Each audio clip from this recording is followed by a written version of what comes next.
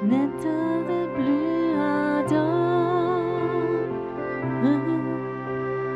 viens, n'éteins plus dans ton cœur, viens, tel que tu es ardent,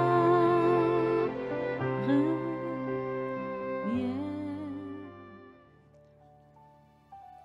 Est-ce que tu as envie, est-ce que tu as soif que le ciel s'ouvre? Je ne sais pas pourquoi, mais on va commencer à inspirer profondément. Inspirer profondément. Je sens, je sais que c'est dur avec des masques, mais inspire profondément. Le Saint-Esprit, il voudrait venir. Il voudrait te toucher. Il voudrait que tu sois sensible, que tu apprends à sentir quand il est là ou quand il n'est pas là. Et ça ne se fait pas dans ta tête, mais ça se passe dans ton cœur et dans ton esprit. J'aimerais que tu apprennes à sentir dans ton cœur, de sentir, de comprendre dans ton cœur qu'il veut venir plus fortement, qu'il voudrait te toucher, il voudrait se poser sur toi, il voudrait de façon nouvelle te oindre. Dieu voudrait poser ta main sur toi de façon toute nouvelle. Ça vient maintenant. Ça vient. Si tu es là maintenant et tu sens qu'il y a quelque chose qui vient sur toi, lève tes mains maintenant. Ça va devenir plus fort encore. Et tu vas voir cette poussière de cette semaine, ce rejet, ça va partir. Cette chape de soucis sur toi, ça va s'en aller. Ça va s'en aller. Tu vas pouvoir inspirer de l'air pur du ciel, toi qui es là. Aussi ceux qui écoutent chez eux à la maison. Tout d'un coup, il y a un air pur qui vient du ciel, de l'oxygène, du Saint-Esprit. Inspire profondément. Inspire profondément. C'est comme si Dieu voudrait te dire, tu es bienvenu. Tu es bienvenu. Tu es bienvenu. Tu es bienvenu. Ça vient maintenant. Ce sentiment d'être bienvenu ici, chez Papa dans le ciel.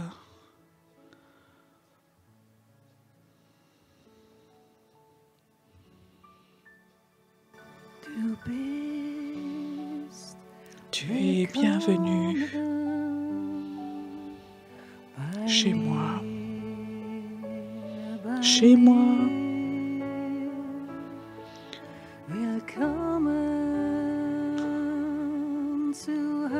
Bienvenue à la maison. Bienvenue.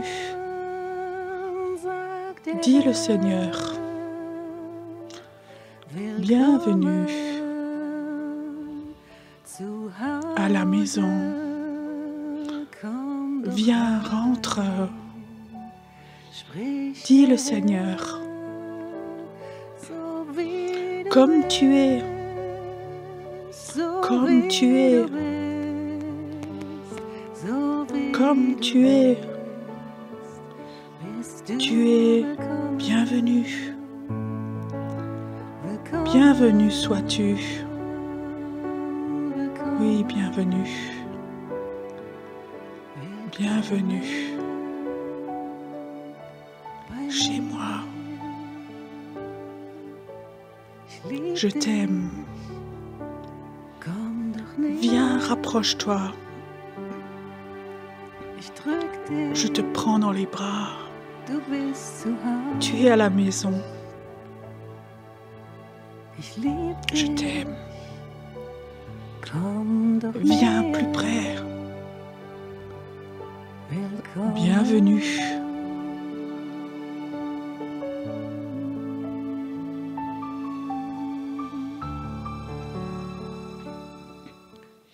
Je vois quelqu'un dans l'esprit. Tu as envie de pleurer, de laisser sortir la douleur, et tu le retiens. Et le Seigneur dit, peut-être en tant qu'enfant, tu n'avais pas le droit de pleurer. Dans certaines situations, il fallait être fort, tu n'avais pas le droit, mais dans ma présence, tu peux laisser sortir ta douleur. Je suis ton papa dans le ciel. Je veux te libérer de ces pierres, de cette lourdeur dans ton cœur qui est là sur ta poitrine. Ces pierres doivent s'en aller.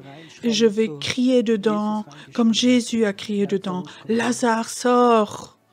Je vais appeler ton nom et tu vas sortir de nouveau et tu vas vivre. Tu ne vas pas rentrer chez toi avec ce sentiment, tu es mort. Mais j'aimerais te ramener à la vie. Mais ma puissance de résurrection qui avait fait ça il y a 2000 ans, c'est la même aujourd'hui. J'aimerais que toi, que tu le reçoives maintenant. Peu importe où tu es, que cette douleur sorte de toi.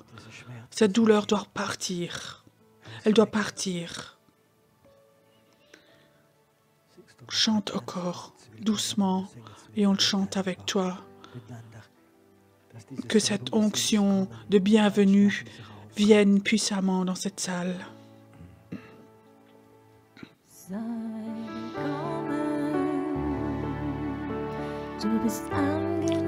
Sois bienvenu, tu es accepté. De tout cœur, tu es bienvenu ici. Sois bienvenu. Viens, chantons ensemble.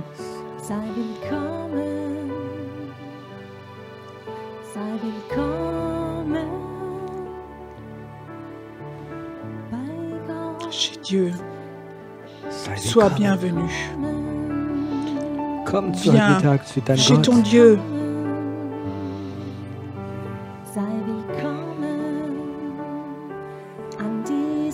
Sois bienvenu en cet endroit.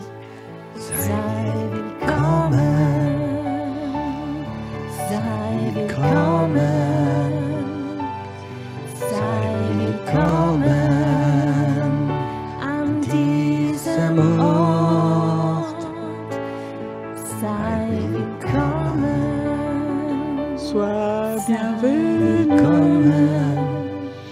Sois bienvenu en ce lieu. Et écoute, cet après-midi, tu es là et tu as cette pression sur ton cœur. Mets tes mains dessus. J'aimerais prier, toi aussi, chez toi à la maison. Mets tes mains sur ta poitrine, là où il y a cette pression sur ton cœur. Là où depuis longtemps, tu n'as plus pleuré parce que c'est devenu tellement dur. Père, j'aimerais que maintenant, au nom de Jésus, que tu touches tes enfants, Seigneur, qui ont tellement avalé, ceux qui ont vécu dans les peurs, ceux qui ne pouvaient plus laisser sortir leurs peurs. Maintenant, enlève tout ça de leur cœur et donne toute l'après-midi maintenant une onction de bienvenue ici. Tu es bienvenu chez ton Père dans le ciel.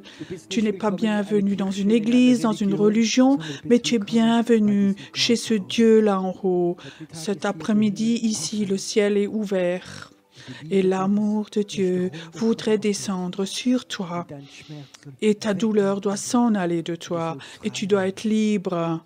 Et Dieu voudrait élever ton esprit pour que tu puisses aller dans ce lieu prophétique, que tu sois fort et que tu sois en communion avec lui. Chantons encore ce chant. Sois bienvenu. Sois bienvenu, sois bienvenu en cet lieu. Sois bienvenu, sois bienvenu, sois bienvenu en ce lieu. Sois bienvenue, sa bonté, sa bonté est là pour toi. Viens élavoir tes mains vers Dieu. Père, je te remercie que maintenant, que tu laisses venir cette onction de bonté, que cet après-midi qu'on dégèle, que tout ce qui était congelé en nous dégèle, décongèle. Merci Seigneur, que ta bonté fait ça. Au nom de Jésus. Amen.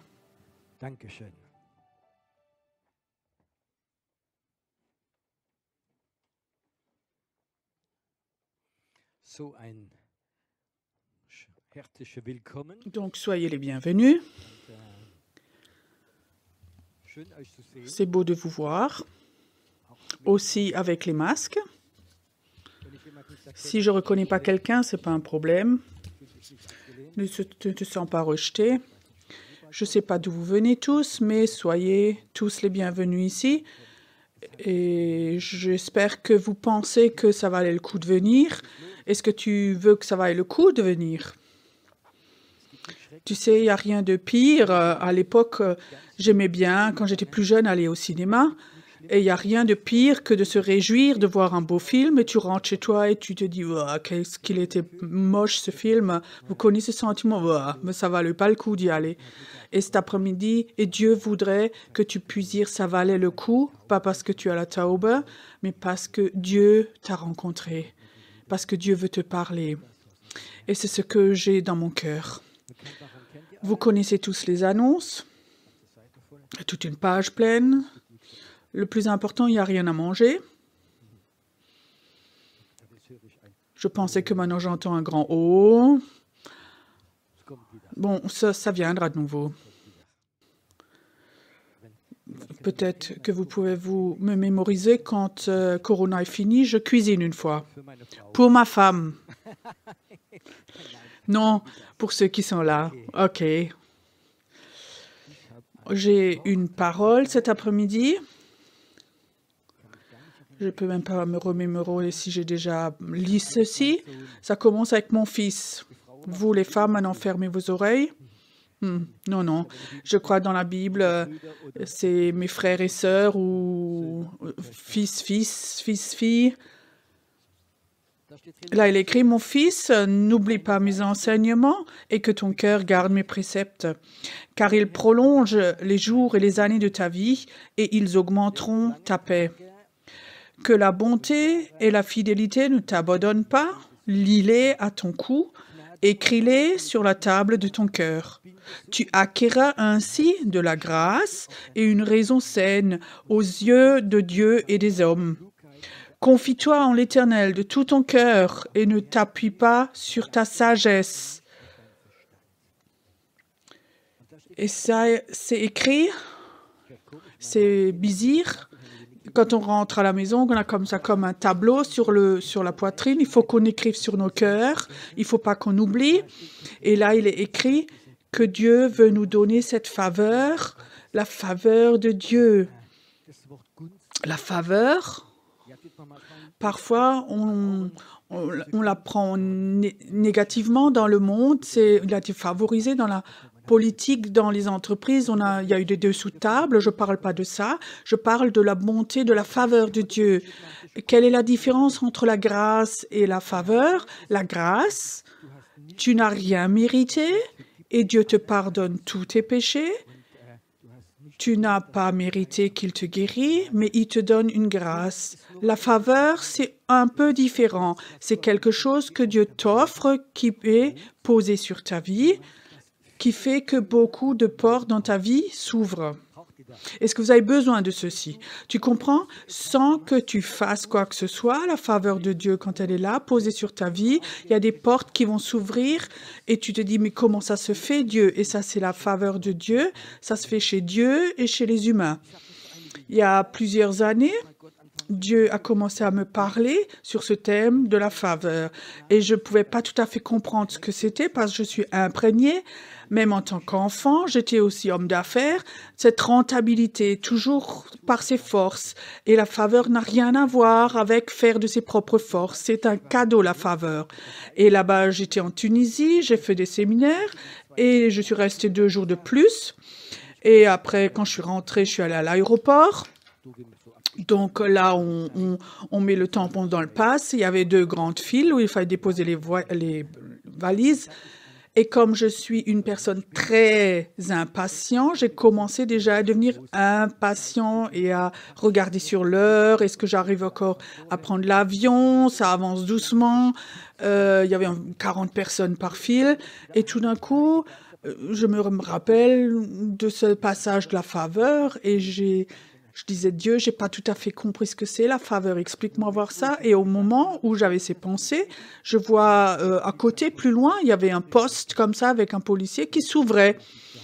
Et moi, je suis assez rapide dans mes réactions. J'ai pris ma valise et je vais vite à l'autre poste. Peut-être qu'on peut passer par là. Et j'ai pris ma valise, j'ai couru et j'étais en premier et j'ai dit Aslema, bonjour en arabe. Et le policier me regarde, il dit aussi Aslema et il lui prend mon passeport, il met un tampon dedans et il dit passez. Alors je dis wow, c'est pratique, les autres devaient attendre une demi-heure. Et vous savez quelle était la pensée? Ah oui, mais ça, c'était sans doute un hasard comme ça maintenant. Alors je me retourne. Ce que j'avais pas vu, c'est quand j'avais couru à l'autre poste, c'est qu'il y a 20 personnes environ qui m'ont suivi. Il faut toujours quand même qu'une personne ouvre le chemin et les autres suivent. Donc je suis passée, il m'a mis mon tampon et le deuxième qui suit, le policier dit non, non, c'est pas ouvert, allez à l'autre file. Alors j'ai compris ce que c'était la faveur. Mais vous savez, parfois, je mets un peu longtemps à comprendre certaines choses. Alors, pendant 8 jours, j'étais en Allemagne. J'étais faire des courses au supermarché que j'aime pas forcément beaucoup. Et il y avait de nouveau une très longue file à la caisse. Et je disais, Seigneur, tu peux de nouveau me montrer ce que c'est la faveur? Et tout d'un coup, tac, une caisse s'ouvre et j'étais le premier. Et je disais, ça, je veux avoir. Et il y a quelque chose dans la vie, ça s'appelle la faveur. Et dans les proverbes, il est aussi écrit autre chose. J'ai d'abord pas compris ça. Il est écrit la faveur est mieux que l'argent ou l'or. Tu sais, quand tu as la faveur de Dieu sur ta vie, tu n'as pas besoin d'argent et pas d'or. Tu n'as pas besoin d'une immense retraite, mais tu as besoin de faveur. Il y a des gens, il y a une immense retraite et avec 62 ans, ils ont un infarctus, ils sont morts. Je ne veux pas dire que tu n'as pas besoin de rien, mais la faveur de Dieu est importante plus que l'argent et l'or. Si tu peux lire dans les proverbes. J'aimerais parler de cette faveur de Dieu avec un homme dans la Bible. J'aimerais commencer avec Joseph. Joseph, c'était un homme.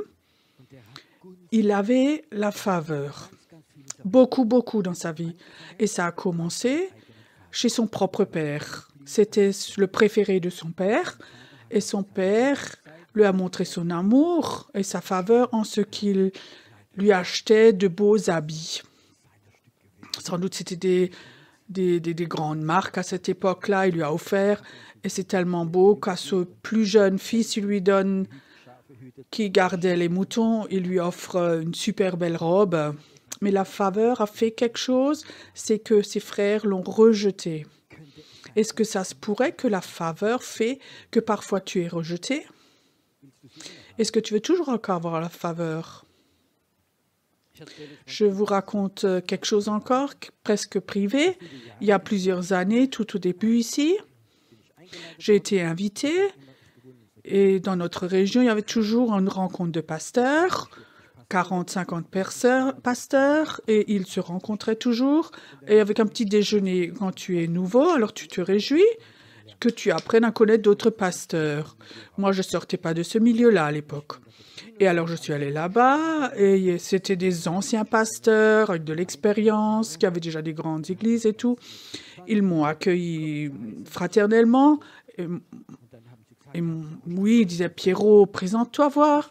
Et moi, avec ma naïveté et ou ma bêtise peut-être, je ne sais pas, j'étais nouveau pasteur et je racontais tout ce que Dieu avait fait dans ma vie.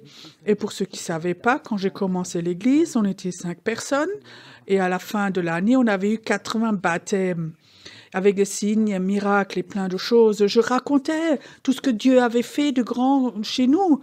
Et à table, il y avait un « Loué soit le Seigneur ». Je croyais qu'en Allemagne, c'est normal d'être réservé comme ça. Et là, il y avait 2-3 rencontres comme ça. Donc, j'ai rencontré tout ce que Dieu faisait chez nous. On avait que les gens sont guéris des cancers, levés des chaises roulantes et vécu plein de miracles. Oui, il disait toujours « Loué soit Dieu », très, très distant. Je ne pouvais pas comprendre pourquoi. Et après 1 an, j'étais de nouveau là-bas. Et c'était un temps où j'avais beaucoup de contre-vent, contre-courant. Et comme ça, spontanément aussi, j'ai parlé de ces problèmes, de ces contre-courants qui étaient là, qui avaient une fissure et ceci, cela. Et tout d'un coup, je remarquais « Oh, Pierrot, viens, tu appartiens à notre groupe ». J'avais pas compris tout ça. Pourquoi maintenant, bienvenue chez nous, tu appartiens à notre groupe? Quand tu as la faveur dans ta vie, alors dans ta vie, tu vas aussi, même dans les chrétiens, avoir de la jalousie. Vous comprenez? Il y a même des gens qui commencent à ne pas croire ce que tu vis, ce que tu racontes, parce qu'ils ont perdu la faveur. Et ils sont dans cette pensée de rentabilité, c'est l'inverse de la faveur. Quand tu es comme ça dans la rentabilité, à ramer, alors tu perds la faveur et tu n'as pas beaucoup de succès. Et quand tu arrêtes de ramer, tu commences à avoir la faveur de Dieu dans ta vie. Il faut que tu fasses moins et Dieu ouvre les portes. Amen. Ce Joseph avait la faveur de Dieu. Et ses frères et sœurs étaient tellement jaloux qu'ils ont décidé de le tuer. Et c'était la grâce qu'il n'a pas été tué. Il a été vendu par ses propres frères en tant qu'esclave. Tu sais pourquoi? Parce que la faveur de Dieu était sur lui et pas sur ses frères. Et maintenant, tu imagines, il a été vendu, on l'a mis dans une citerne, il a été déclaré mort. Comment penses-tu qu'il s'est senti? C'est ça que la faveur m'amène. Je suis dans une citerne, mes frères m'ont déclaré mort. Peut-être qu'ils me vont en tant qu'esclave et je suis partie. Ça, c'est le risque de Dieu. Quand ta faveur est là, il y a des temps où tu es de ta propre famille, de tes propres entourages. Tu es déclaré comme mort, il te rejette. C'est comme s'il voudrait presque te tuer. Et ça aussi, ça, c'est ce que la faveur de Dieu a aussi en soi et ramène avec elle. Vous la voulez encore? La batterie est vide ou le micro? J'ai pas de faveur. OK. Batterie folle? Remplie? Ça, c'est cette faveur. Alors, il est vendu en tant qu'esclave et tout d'un coup, il remarque son chef, que ce jeune, depuis qu'il est là, tout ce qu'il fait lui réussit. Il a vu la faveur de Dieu. Et cet homme n'était pas bête. Joseph, maintenant, est-ce que tu vas tout faire ici? Tu es béni? Tu le fais mieux que moi. Moi, j'ai plus besoin de faire quoi que ce soit. Je vais me reposer. Toi, tu vas faire. Mais la faveur était tellement forte qu'il rayonnait quelque chose de positif. C'était un bel homme et la femme de cet homme, de Potiphar, est tombée amoureuse de lui. Et ça peut aussi se passer que la faveur de Dieu est tellement forte sur nos vies et les mauvaises personnes le voient et ils voulaient quelque chose de toi qui n'est pas bon. Quand la faveur de Dieu est sur toi, tu as beaucoup d'amis, ça ne veut pas dire qu'ils sont tous de Dieu. Quand tu es béni avec la faveur de Dieu, elle est là et tout ce que tu fais te réussit. Tu vas avoir beaucoup d'amis, beaucoup vont venir, ils vont voir, mais tous ne sont pas de Dieu. Et alors, il faut qu'on soit sage pour dire, attends, ça c'est de Dieu, ça c'est Dieu qui a envoyé, eux, Dieu ne les a pas envoyés. Et je crois que c'est quelque chose que Dieu voudrait nous dire cet après-midi. Et maintenant, cette question, cet homme avait eu la faveur, il est allé en prison, Et en prison, de nouveau, il avait eu la faveur. Le chef l'a vu en prison, que cet homme amène la bénédiction. Il l'a pris en tant que chef. Et alors, il a interprété les rêves. Et alors, il est sorti. Il est allé chez le pharaon. Vous connaissez l'histoire. Il a eu la position la plus haute. Et maintenant, la question, pourquoi Dieu a posé autant de faveurs sur Joseph? Il y a eu des hauts et des bas, mais à la fin, c'était très haut. Vous savez pourquoi? Parce que Dieu avait un plan pour Joseph. Dieu a un plan pour Joseph, et ce plan était de sauver tout un pays, tout l'Égypte. Sinon, ils seraient tous morts, et toute sa famille. Il était une bénédiction pour tout un pays, et ce pays est devenu riche. Et ça, c'était le plan de Dieu. Et maintenant, cette question, est-ce que Dieu a un plan pour toi? Tu sais, quand Dieu a un plan pour toi et Dieu ne te donne pas la faveur, tu ne vas pas aller très loin. Tu vas ramer, ramer, ramer, et peut-être cet après-midi aussi. Ici, il y a beaucoup de gens qui écoutent. Tu sais très bien, Dieu a un appel pour moi, il a un plan pour moi. Et pendant des années, tu es fidèle, tu fais tellement de choses, tu rames, et tout est tellement difficile. Peut-être ça se peut que la faveur n'est pas là, et peut-être que tu l'as perdue. Et maintenant, cette chose, est-ce qu'on peut perdre la faveur de Dieu? Moi, je peux te dire, c'est une des choses les plus importantes. Si Dieu a posé la faveur sur toi, c'est fait pour construire le royaume de Dieu. Si tu n'y prends la faveur de Dieu et tu penses que tu es quelqu'un de super, Dieu te l'a donné, tu as du succès, tu penses, waouh, je suis quelqu'un de génial. La faveur de Dieu va partir. La faveur de Dieu n'est pas là pour que tu te sentes bien, mais elle est là pour réaliser les plans de Dieu. Je veux être très honnête avec vous. Je me réjouis pour chaque personne qui vient, pour chaque personne qui est là, qui écoute. Mais je me réjouis encore plus sur les gens. Dans ma vie, ce qui est le plus important, c'est que ton règne vienne, ta volonté se fait, que ton plan se réalise. Je ne me sens pas comme pasteur qui caresse 1-2 fois la semaine les gens, mais je te dis, il y a une faveur, il y a quelque chose que Dieu pose sur ta vie pour que toi, tu puisses réaliser le plan de Dieu pour ta propre vie, ou que tu veuilles. Et ça, c'est la question la plus importante. Est-ce que toi, tu es conscient que Dieu a un plan pour ta vie? Dieu n'a pas besoin de tes capacités. Il a juste besoin de poser sa faveur sur toi et que tu la gardes. Vous comprenez ceci? La faveur de Dieu peut changer toute ta vie. Ou pendant des années, tu as évangélisé, prié, intercédé, des groupes de maison, adoration et plein de choses. Et après 10 ans, tu regardes en arrière et qu'est-ce qui est resté de tout ça? Et tu peux imaginer, la faveur de Dieu vient et en 1 an, tu as plus de fruits qu'en 30 ans avant. Est-ce que vous avez envie, soif de ceci? Tu sais, quand l'Église de Jésus, les chrétiens, n'ont plus la faveur de Dieu, on ne va jamais voir le réveil. On ne va pas voir le réveil parce qu'on est super, parce qu'on est fidèle et capable. On est sans doute, en tant que chrétien, le peuple le plus incapable de tout. Dites voir Amen à cela. Tu as parlé de toi, j'espère. Moi aussi. Tu sais, on n'a pas la capacité pour briser, traverser. Mais quand la faveur de Dieu vient, alors Dieu le fait. Et j'ai cette soif que de nouveau, qu'on sorte qu'on rame de cette pensée de rentabilité et qu'on aille dans la faveur. Moi, j'ai vécu dans ma vie où la faveur de Dieu était déjà là en tant qu'enfant. J'étais déjà raconté. J'étais le chouchou de mon papa quand j'étais enfant. Et alors, ces faveurs, d'avoir la faveur de Dieu, je sais ce que c'est d'être le préféré du Père. Il m'a plus aimé, plus béni. Il m'a plus pardonné. Mais il y a un temps dans ta vie où, quand j'avais la faveur, aussi en tant qu'homme d'affaires, où je pensais, ce sont mes capacités. Et ça ne m'intéressait même plus, Dieu. Et alors, j'ai remarqué comme Dieu a retiré sa faveur. Et ça, c'est terrible. Et j'ai aussi vécu ça en tant que leader spirituel. En tant que leader spirituel, ce que c'est, la faveur de Dieu d'avoir, là, elle fait tout. Et tout d'un coup, petit à petit, elle se retire et tu penses, oui, Toi, tu as fait quelque chose de tes propres forces. Je me rappelle encore, vous pouvez juste allumer la clim pour qu'il y ait un air frais, merci.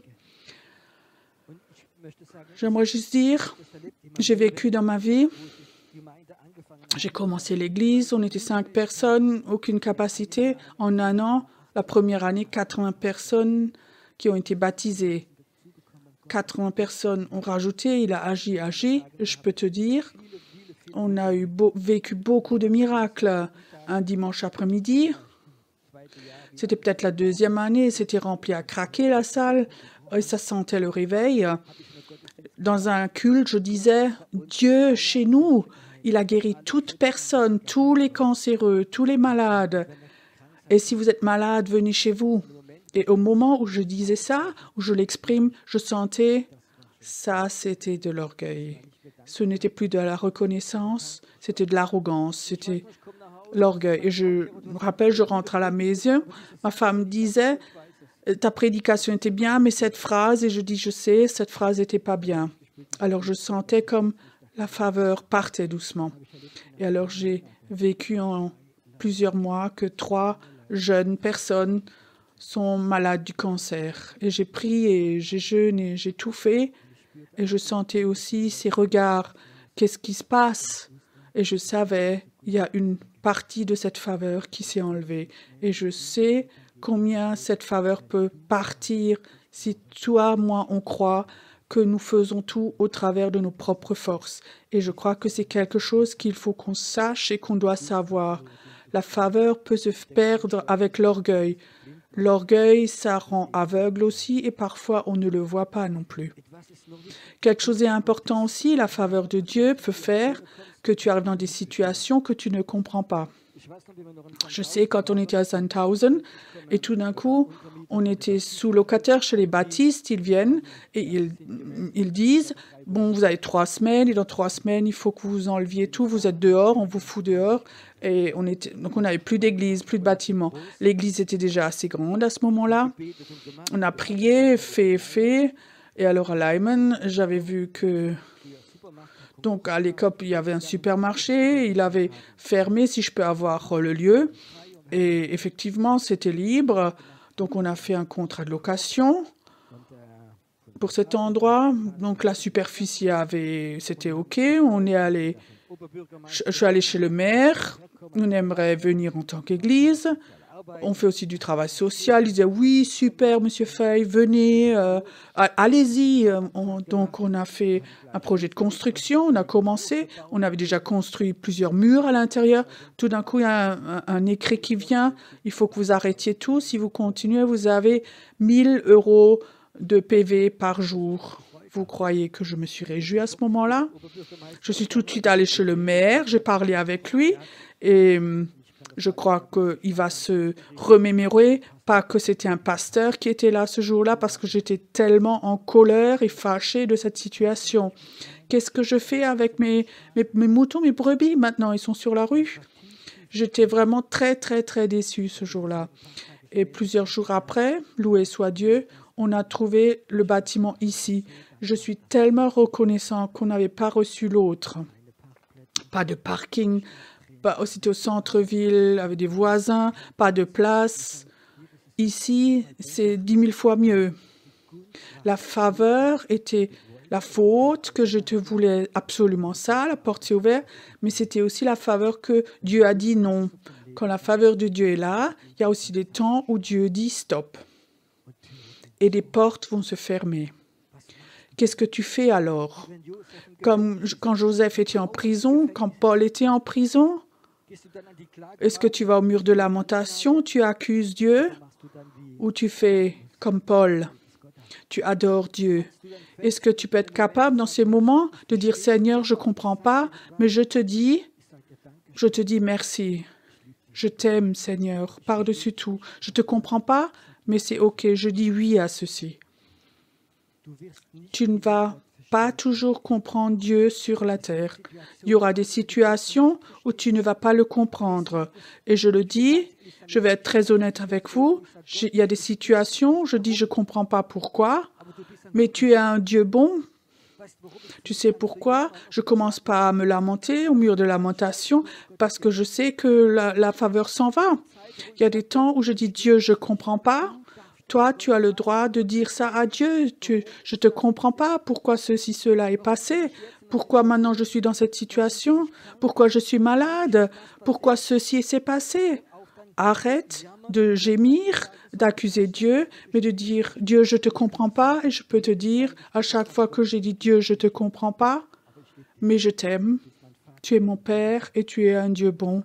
Dieu, après, toujours, il m'a montré la situation, pourquoi il avait tout fait. Je pouvais toujours lui dire, merci Seigneur, c'était bon. C'était bon que tu n'as pas fait ce que moi je voulais.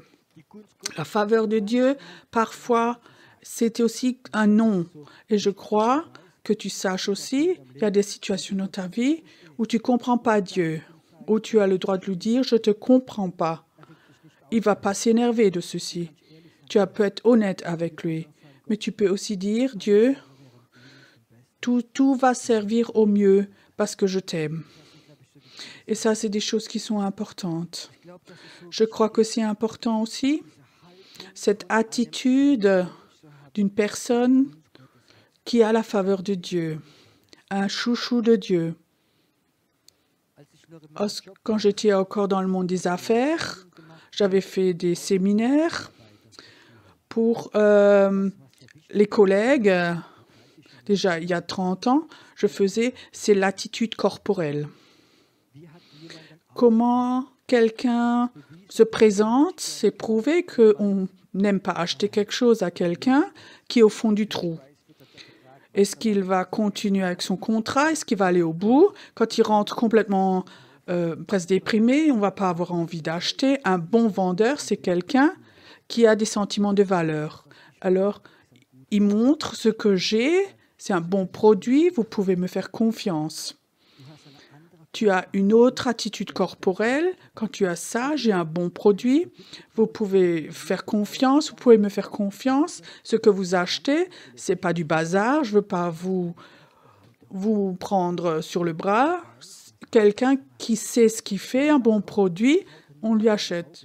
Si quelqu'un n'ose pas te regarder dans les yeux, tu ne vas pas avoir envie d'acheter. Parce qu'il y a quelque chose qui n'est pas à 100%. Est-ce que les chrétiens qui ont des sentiments de valeur de Dieu ont une autre attitude corporelle que ceux qui sont toujours au mur de lamentation? Soyez honnêtes. Tu sais, c'est tellement beau, on est enfant de Dieu, du Dieu du plus haut, on est sauvé, on a eu la grâce, nos péchés sont pardonnés, on est accepté, notre nom est écrit dans le livre de la vie, et il y a un Dieu, il ne voudrait pas juste la bénédiction, mais il met la faveur de Dieu sur ta vie. Et est-ce que vous avez cette attitude aussi? La faveur de Dieu est posée sur ma vie. Et cette attitude ne court pas toujours au mur de lamentation. Tu n'es pas une victime, mais tu es un homme, une femme de Dieu qui est appelé à régner avec Jésus-Christ. Amen. Et je crois qu'il faut qu'on s'habitue à cela en tant qu'enfant de Dieu, être porteur de cette faveur de Dieu sur ta vie. J'ai entendu une histoire et ça m'a très impressionné. En Amérique, à un aéroport, il y a un pasteur, donc il était dans la file, et tout d'un coup, les gens ont remarqué, donc ils font du Uber Booking, ils ont vendu plus de places qu'il y a de places dans l'avion, et ils savaient que les derniers qui allaient rentrer dans l'aéroport n'auraient pas de place. Et alors, ils ont commencé un peu à se bousculer.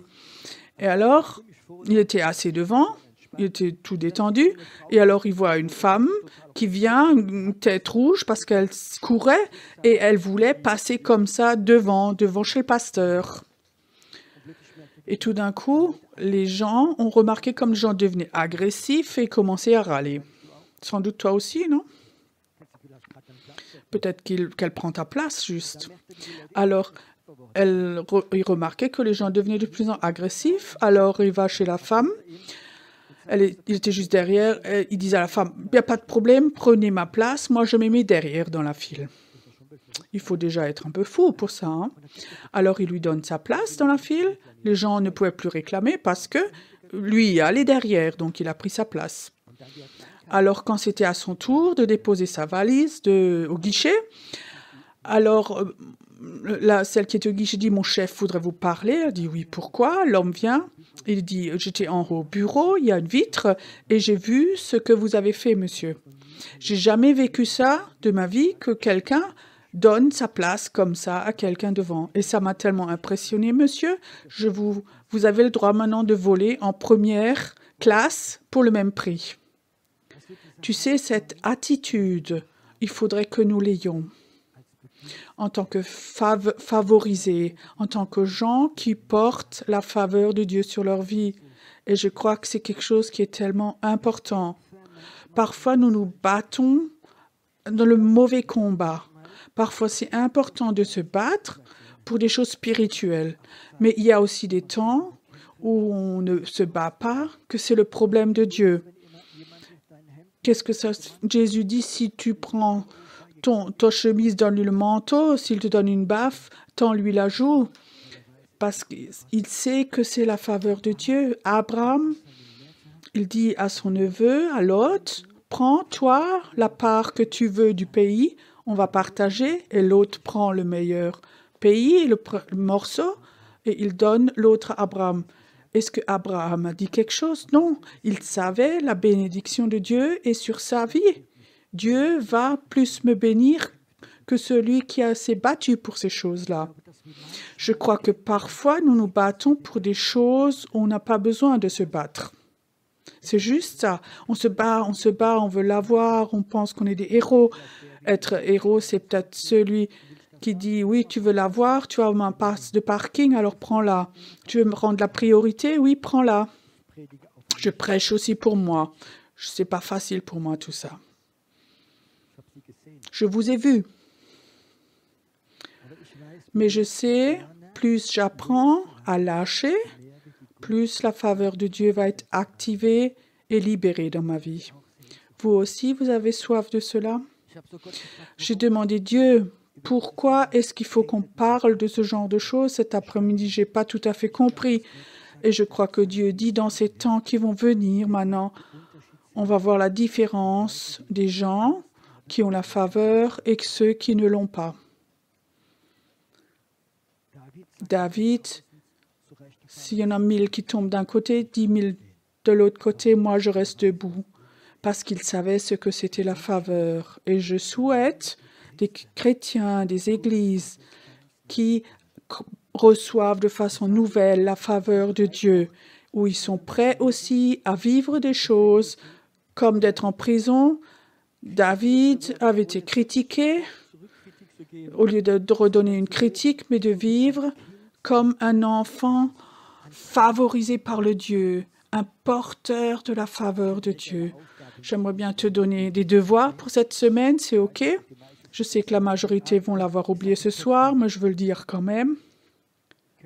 Est-ce que tu peux essayer cette semaine de vivre une semaine où consciemment je veux vivre que je suis un porteur de la faveur de Dieu. Je ne vais plus être ce coq qui veut se battre, mais je veux vivre qui porte la faveur de Dieu sur sa vie. Je suis aimé de Dieu. J'ai la faveur de Dieu sur ma vie. Il a la grâce et la bénédiction pour ma vie. Je ne m'énerve plus pour toute critique et tout possible, mais je suis un porteur de la faveur de Dieu. Je te pose une dernière question. Est-ce que tu crois que dans le monde invisible, il y a des anges? Est-ce que tu crois que dans le monde invisible, dans ce monde des esprits, il y a des anges qui voient si la faveur est sur ta vie ou pas? Je crois que la faveur de Dieu est sur ta vie.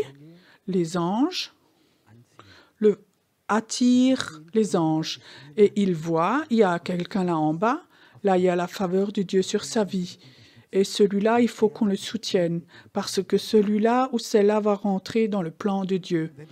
Et si tu le sais, que des anges sont là, dans le monde invisible, que tu es entouré de puissance positive, de cet esprit positif, c'est là, et je veux te dire, alors tu vas avoir une autre vie que tu avais avant. Tu vas être détendu. Est-ce que tu voudrais que Dieu dit, j'aimerais te montrer, te donner ma faveur de façon nouvelle? Est-ce que tu es prêt aussi? Si Dieu te montre quelque chose aujourd'hui, de l'enlever. Je sais pourquoi. J'ai une image devant moi et il y a comme ça une hache de guerre devant moi. Et je vois comme il y a certains qui ont cette hache de guerre devant eux. Ils veulent avoir raison. Peut-être dans ton mariage, ta famille ou dans des procès. Peut-être frères et sœurs. Et tu as cette hache de guerre. Tu n'as pas raison et maintenant tu dois payer. Et le Seigneur dit, je ne peux pas te donner ma faveur aussi longtemps que tu as cette hache de guerre dans la main. Les Indiens devaient enterrer leur hache de guerre. Nous, on ne l'enterre pas. Nous, on l'amène à la croix. Et à la croix, personne ne peut l'enlever. Quand tu peux l'enterrer, si tu l'enterres, quelqu'un peut le reprendre. À la croix, personne ne peut le rechercher. Est-ce que tu as le souhait dans ta vie? Si tu veux réaliser le plan de Dieu, si tu veux aller dans ton appel, si tu veux construire le royaume de Dieu, que la faveur de Dieu vienne, soit posée sur ta vie, que tout ce que tu fais réussisse parce que tu es dans le plan de Dieu. Est-ce que tu peux dire, Seigneur, j'aimerais, je suis prêt, que ce qui te dérange, toi, Seigneur, ce qui m'est important à moi, peut-être que mon moi, mes sentiments, ma justice, ma propre justice, j'aimerais te la donner à toi. J'aimerais tout te donner. Je ne veux plus me battre pour des choses qui ne sont pas dans la volonté de Dieu, mais je suis prêt à lâcher, à mourir, parce que j'aimerais avoir la faveur de Dieu sur ma vie.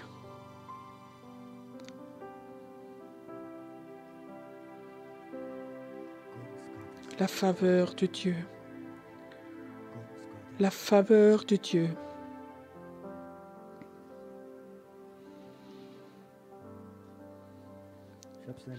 J'ai déjà vécu dans ma vie où je n'avais pas compris. J'ai vu quand j'étais nouveau converti, j'étais avec ma femme à un séminaire et il y a un homme qui était venu. Il était victime de guerre et il était presque 40 ans déjà sourd. Et il avait demandé qu'on puisse prier pour nous et on a prié pour lui. Donc il était sourd pendant 40 ans. Tout d'un coup, ça fait psst et l'oreille s'ouvre. Tu penses, oui, c'est normal, c'est la promesse de Dieu, oui. Mais après, il nous raconte, cet homme, il était partout, de Reinhard Bonnke, Benny Hinn, plein de gens très, très connus. Ils ont tous prié pour lui. Et je pensais, qui suis-je moi? 6 mois avant, j'étais en prison et maintenant je prie et les oreilles s'ouvrent. Est-ce que c'est quelque chose d'extraordinaire? Est-ce que c'est un don spécial? Et je disais non, c'est la faveur de Dieu. La faveur de Dieu peut venir sur toi. Peut-être que tu as un passé terrible. Peut-être que tu es quelqu'un qui a que des échecs. Peut-être que tu as fait des choses terribles ou vécu ou que tu as fait. Dieu veut te pardonner. Dieu veut te guérir, veut te restaurer et il veut poser sa faveur sur ta vie. Et ne pense pas que tu es quelque chose de spécial, non? C'est la faveur de Dieu qui est là pour que le plan de Dieu se réalise dans ta vie. Rien d'autre, juste le plan de Dieu.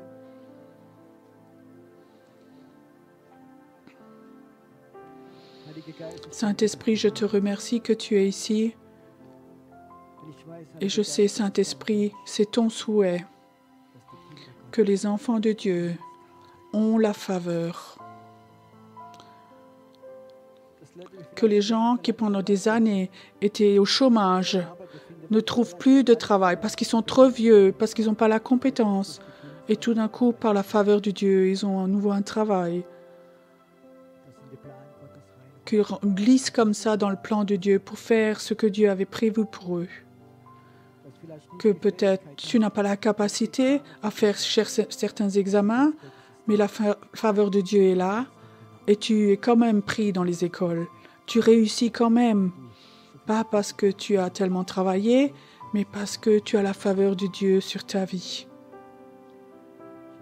J'ai vécu, quand je travaillais encore en tant qu'homme d'affaires, où des clients ont dit, je ne sais pas pourquoi, vous avez donné ce qui est le plus cher, mais on veut commander chez vous, je ne sais pas pourquoi. Et je demandais, mais pourquoi vous achetez chez moi? Est-ce qu'il y a une raison? Non, c'est pas pourquoi, mais c'est comme ça de notre ventre, un sentiment, on veut commander chez vous. Ils ont vu la faveur de Dieu. Ils ont vu la faveur de Dieu.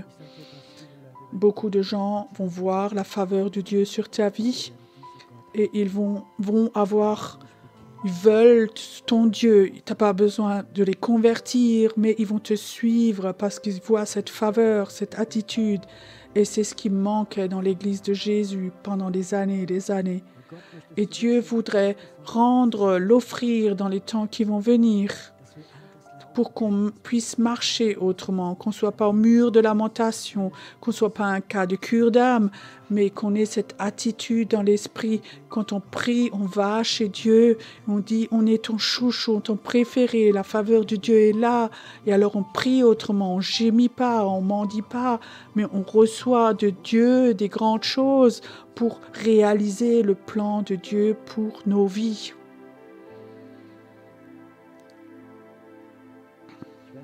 Je ne sais pas pourquoi. Je ne peux pas le lâcher. Je vois encore quelques personnes, ils ont comme ça des pierres dans leur poche. De préférer, c'est des pierres qu'on voudrait jeter sur les autres. Et Dieu dit, si tu jettes ces pierres, si tu les enlèves, alors la faveur de Dieu va venir sur ta vie. Si toi, cet après-midi, si tu voudrais toucher de cette faveur de Dieu dans ta vie, le temps de ramer, de te battre, de faire, ce temps doit s'arrêter. Si tu veux avoir ceci, alors lève-toi simplement devant Dieu, lève-toi.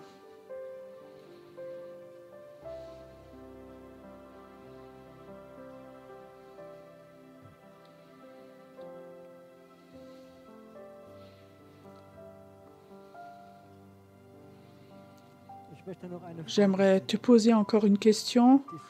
Est-ce qu'il y a quelqu'un dans ta vie à qui de préférence tu voudrais jeter des pierres d'accusation, parce que ce qu'il a fait, c'est pas correct.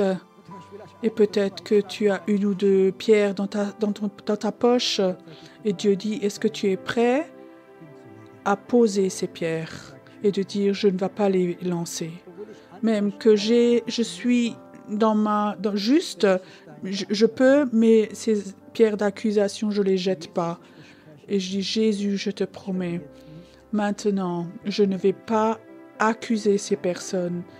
Ces pierres d'accusation, je vais les poser parce que j'aimerais de nouveau avoir la faveur, parce que j'aimerais de nouveau avoir ta faveur sur ma vie. J'aimerais aller à la maison et j'aimerais être un porteur de ta faveur. J'aimerais le sentir dans mon esprit. J'aimerais quand je prie, quand je me promène, j'aimerais sentir que la présence d'anges est autour de moi, qu'ils me regardent, qu'ils me voient, parce que la faveur de Dieu est sur ma vie.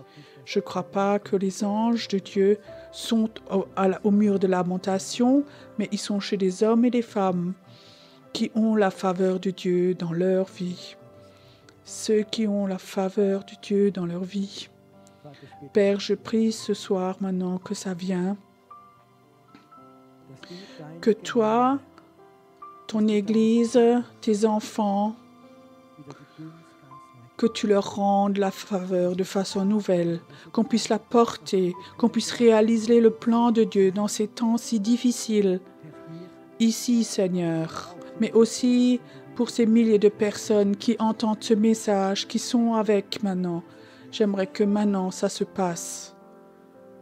Et Père, j'aimerais entendre des témoignages où les gens disent, à partir de ce jour-là, tout était de nouveau plus facile, comme au départ. Comme au départ, les portes s'ouvrent de nouveau. les portes pour tes enfants, pour ta famille, les portes pour la santé, pour les finances, pour ton appel. Les portes s'ouvrent de nouveau parce que la faveur de Dieu est sur ta vie, parce qu'elle est sur ta vie. Père, je prie que maintenant les portes s'ouvrent dans le monde invisible, que les portes s'ouvrent, qu'elles s'ouvrent, pour que les portes s'ouvrent, qu'elles s'ouvrent.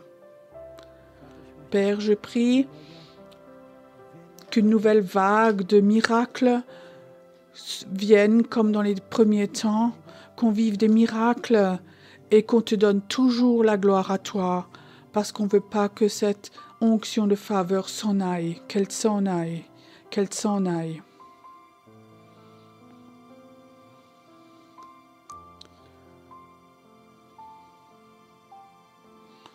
Reste un moment dans la présence de Dieu.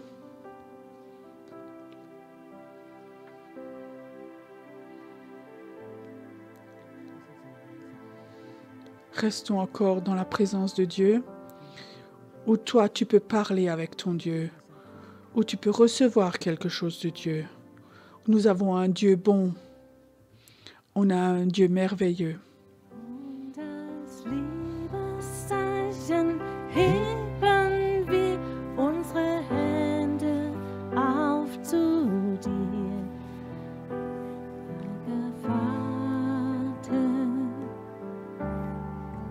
himmlischer Vater, Heilig, heilig, Saint, Saint, heilig, heilig, heilig, Saint, heilig, heilig, heilig, heilig, allmächtiger Gott. Und als Liebeszeichen heben wir unsere Hände auf zu dir, heilig, heilig,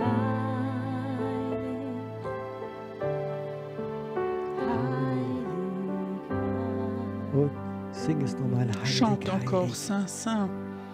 heilig, heilig, heilig, heilig,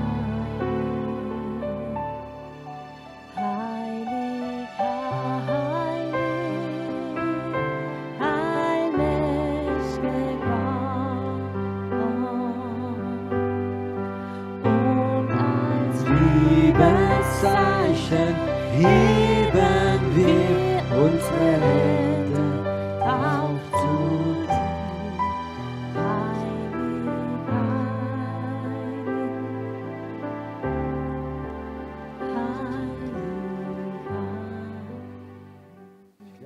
Je crois que c'est un moment où la gloire de Dieu est là.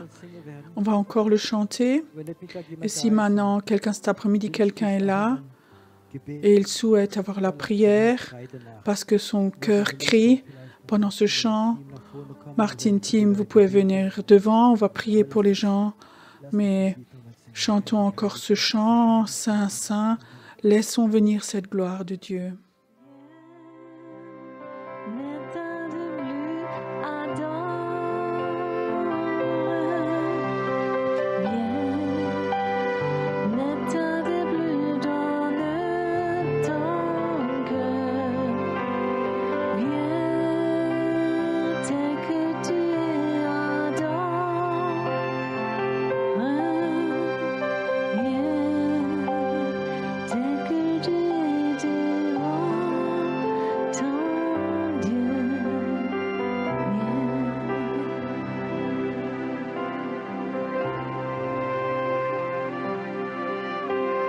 Viens, ne tarde plus, adore. Viens, ne tarde plus, donne ton cœur. Viens, tel que tu es, adore. Viens, tel que tu es devant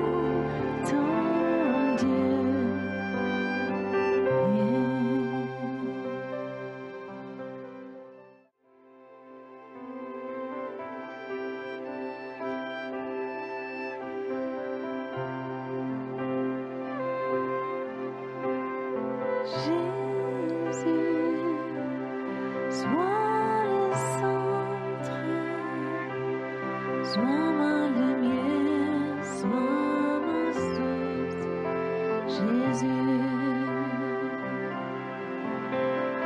Jésus, sois le centre, sois ma lumière, sois ma source, Jésus. Jésus, sois le centre, sois mon espoir, sois ma chance, Jésus. Jésus, sois ma vision, sois mon chemin, sois ma guide, Jésus.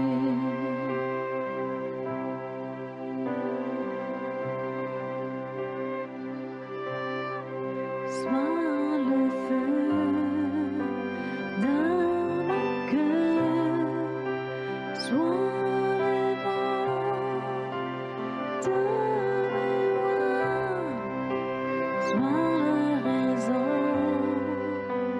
de ma vie, Jésus, Jésus.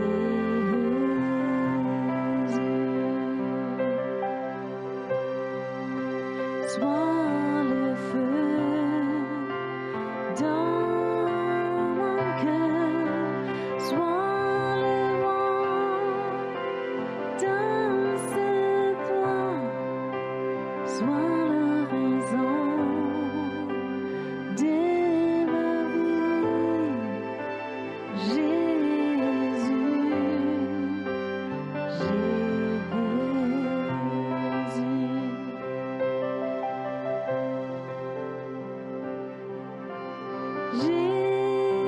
Jésus,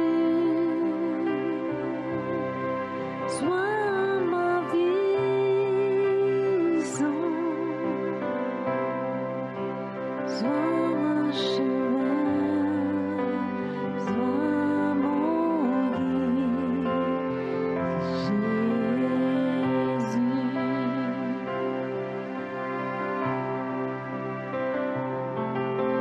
Jésus, sois ma vision,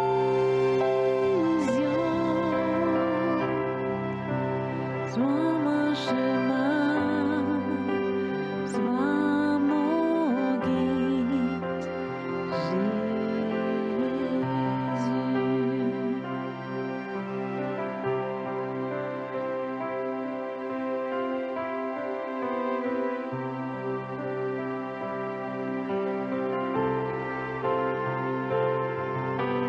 Jésus,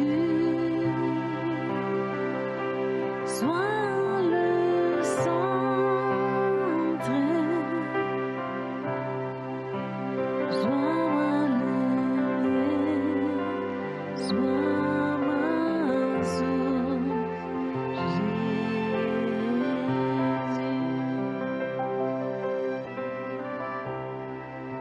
Sois le feu dans mon cœur, sois le vent dans cette voie, sois la rose de ma vie, Jésus,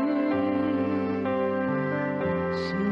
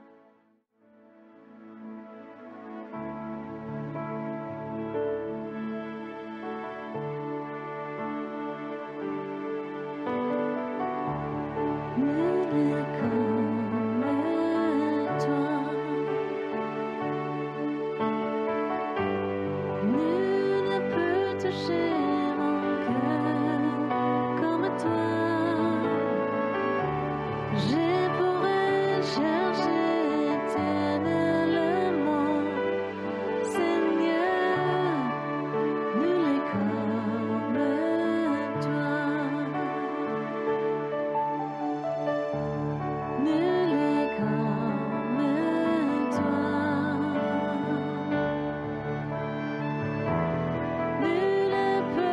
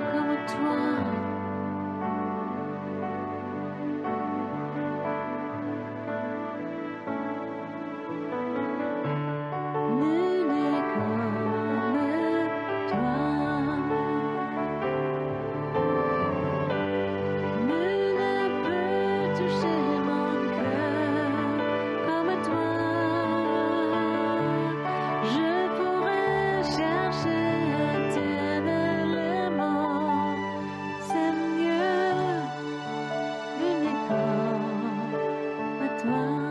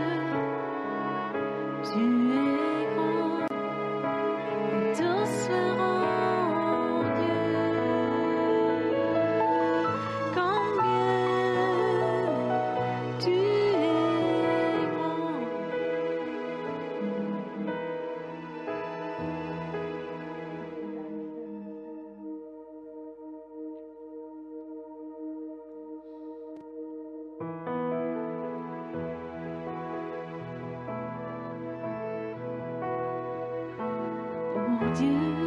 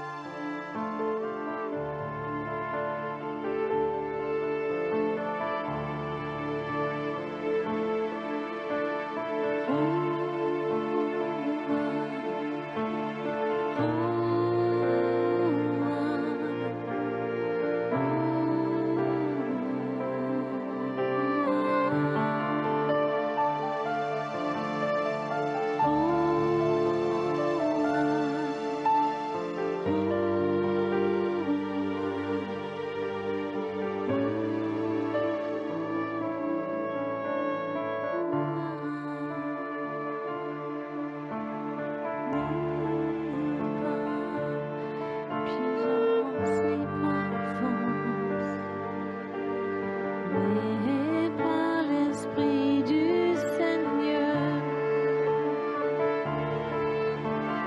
ni par puissance,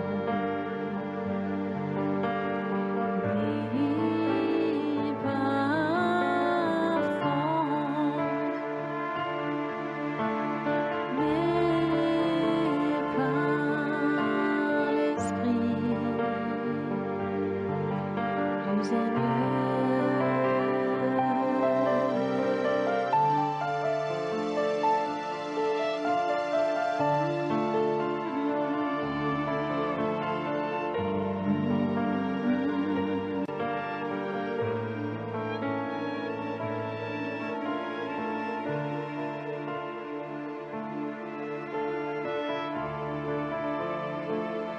Ni par puissance, ni par force,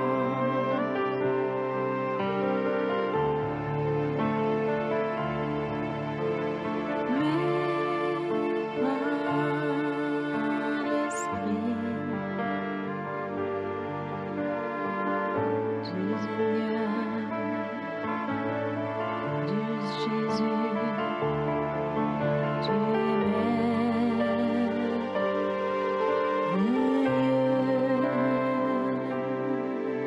du grand.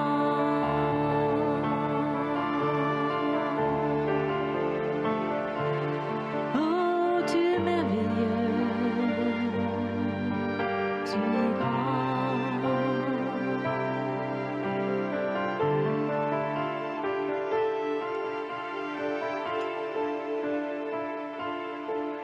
du merveilleux,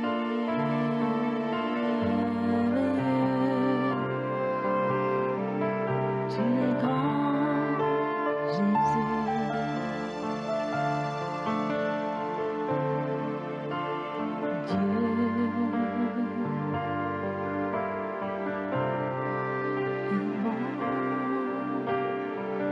Dieu est si bon.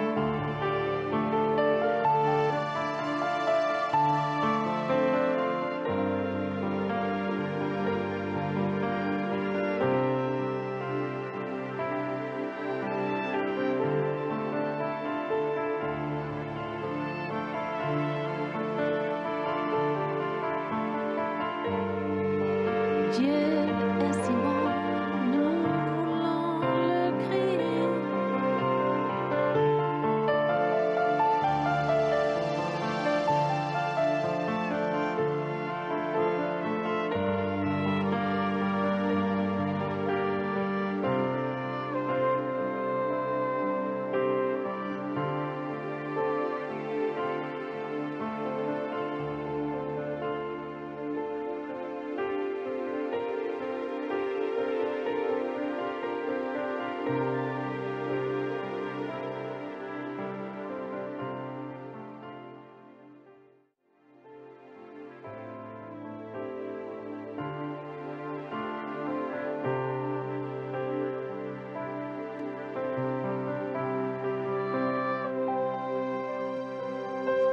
Jesus, name of all names, beautiful Savior, glorious Lord, Emmanuel, God is with us, blessed Redeemer, living bird.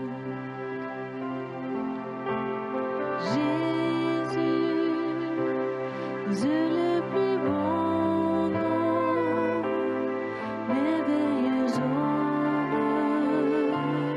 présent de Père. Jésus, le plus beau nom, merveilleux sauveur, présent de Père.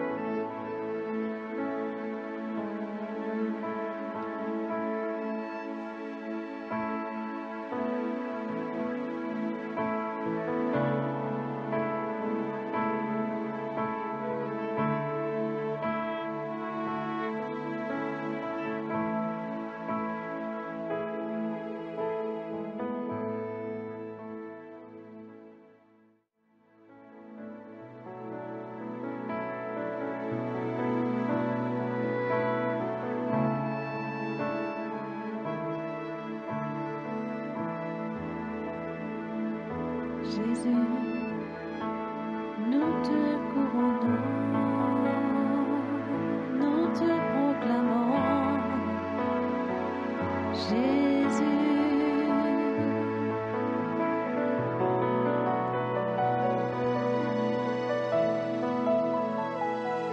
Jésus, nous te